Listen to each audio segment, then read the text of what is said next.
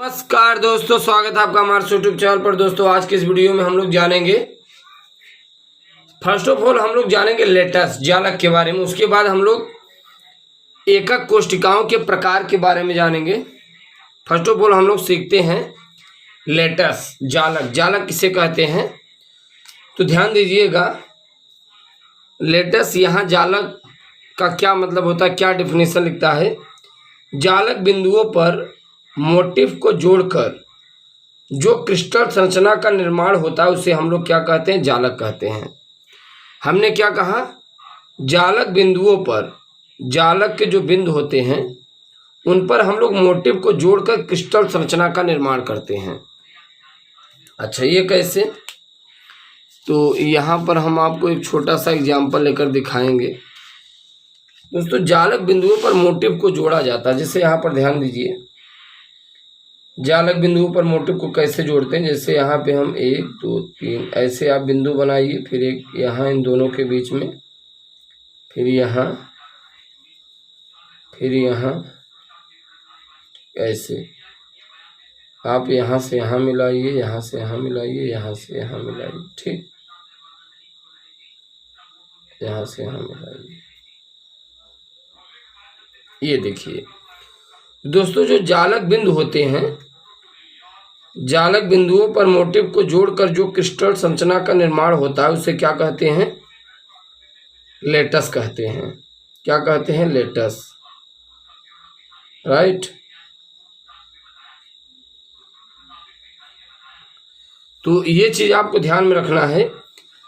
जालक को, क्रिस्टल को हम लोग बनाते कैसे हैं, जालक बिंदु होते हैं इन पर हम लोग क्या जोड़ेंगे, मोटिफ। मोटिफ को जोड़कर किसका निर्माण करेंगे, क्रिस्टल संरचना का निर्माण करेंगे, राइट। यही हमने कहा, जालक बिंदुओं पर मोटिफ को जोड़कर जो क्रिस्टल संरचना का निर्माण करते हैं उससे हम लोग क्या कहते हैं, जालक कहते हैं। तो ये आप देख पा रहे हैं, ये पूरा का पूरा जालक है। यहाँ पर आप देख पा रहे बिंदु है, इन बिंदुओं पर हम लोग क्या किए, मोटिफ को बैठाएं।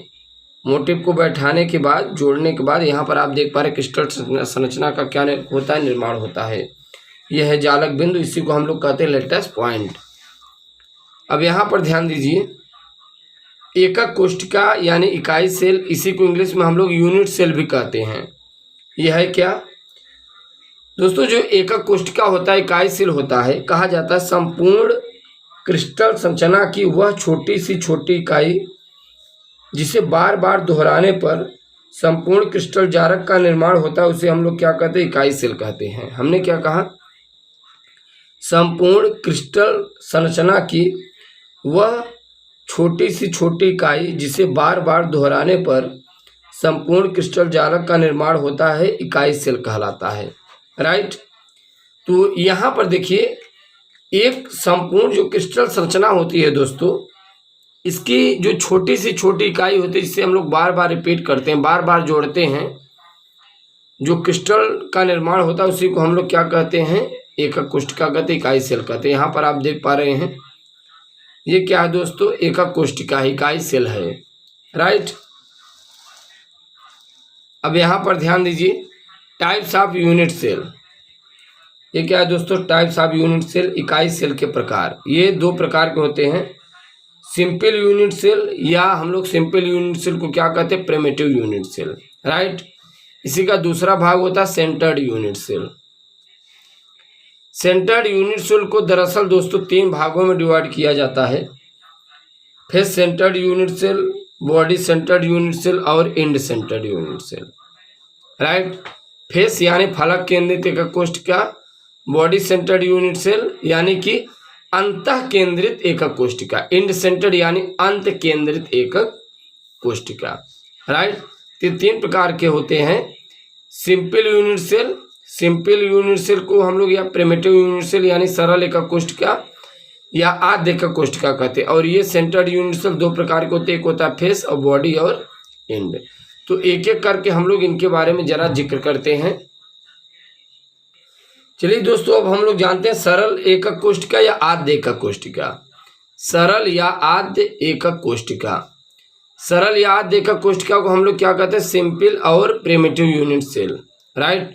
सरल को हम लोग सिंपल कहते हैं एकक कोशिका क्या कहते हैं? Primitive unit cell. सरल या आद्य एकक कोशिका को हम लोग क्या कहते हैं? सिंपल और प्रिमिटिव यूनिट सेल, राइट।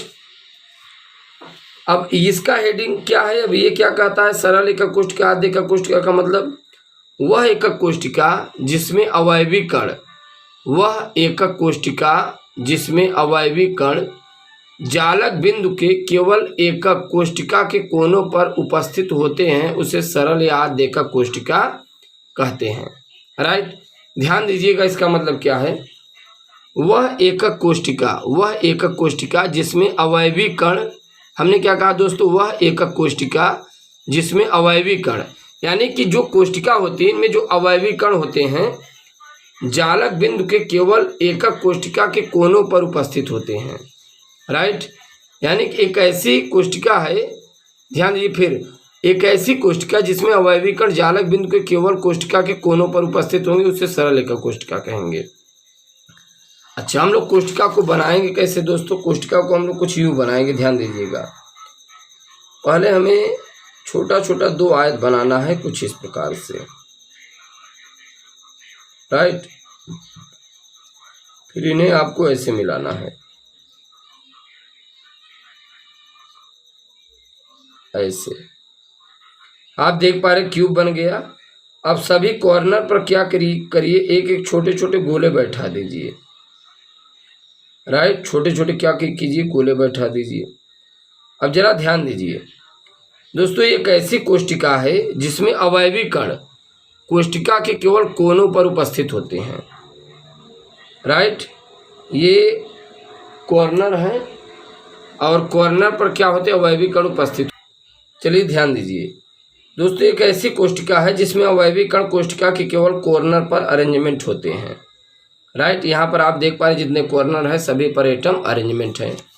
अब यहाँ पर आप ध्यान दीजिए, हमने क्या किया था? पहले ऐसे आयत बनाया, अब इन कॉर्नर को ऐसे ऐसे जोड़ दिए तो यहाँ पर आयत बन के तैयार हो गया ये। अब यहाँ पर दोस्तों ध्यान दीजिए, कभी कभी पूछ लिया जाता है सरल या आद्य एकक कोशिका में कुल कितने एटम, कुल कितने परमाणु उपस्थित होते हैं? तो दोस्तों हम आपको बता दें, सरल या आद्य एकक कोशिका में कुल 1 परमाणु उपस्थित होते हैं। ध्यान दीजिए, कॉर्नर कितने हैं? 8 कॉर्नर हैं, राइट। और यहाँ पर आप ध्यान दीजिएगा, कॉर्नर कितने हैं? 8। और एक कॉर्नर पर एटम का 1/8 पार्ट ही उपस्थित होता है।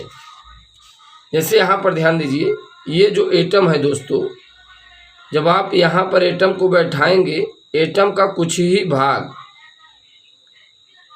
कोशिका के अंदर होगा, बाकी तो सब बाहर होंगे ना। आप देख पा रहे हैं, ये आप देख पा रहे हैं, इतना भाग तो बाहर है ना। यानी किसी आप ऐसे समझिए, पहले आप एक आयत बनाइए ऐसे, ये शायद को आप ऐसे मिला दीजिए।